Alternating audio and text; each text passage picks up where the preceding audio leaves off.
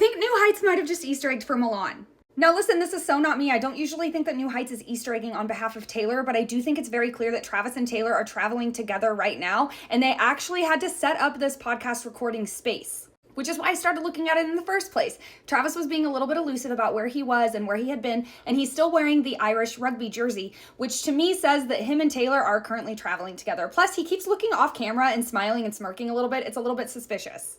Like, who are you with, Travis? We need to know. So based on that, it's clear that Travis is more than likely like in a hotel or some sort of like makeshift studio space, which means they had to stage this entire area for the camera. And the books caught my eye, but there's one in particular and you don't even need to zoom in to read it. But in case you need me to, it's Botticelli, which I think might be this book on Sandro Botticelli. Now, Sandro Botticelli was an Italian painter, but it's actually what he painted that got my ears perking up, because if you don't know Sandro Botticelli, you probably know his most famous painting, which is called The Birth of Venus. This is a painting Swifties have been talking about since March 17th of last year, because this scene right here reminds us very specifically of the opener of the Eras Tour. Which again, we've been talking about this scene as an Easter egg the entire time, because Taylor opens up by singing track 7 from her 7th album, which was a deliberate Easter egg for Speak Now dropping on 7/7. So why would she not include other Easter eggs here for other re-records? Especially when you're talking about the birth of Venus. Venus goes into the ocean as a girl and comes back out this mature adult woman.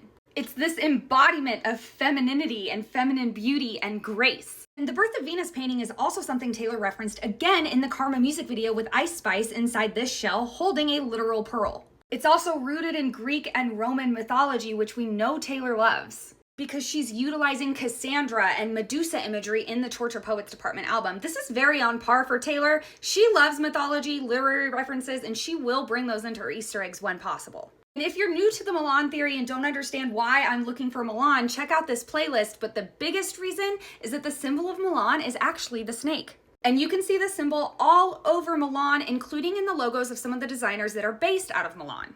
Designers Taylor has been wearing super regularly, including on this red carpet, and in this folklore outfit, and the 1989 outfits, and on this Grammy outfit, head to toe, Italian designer. So is it possible that Little Miss Blondie included this book here as a little Easter egg from Milan, Italy?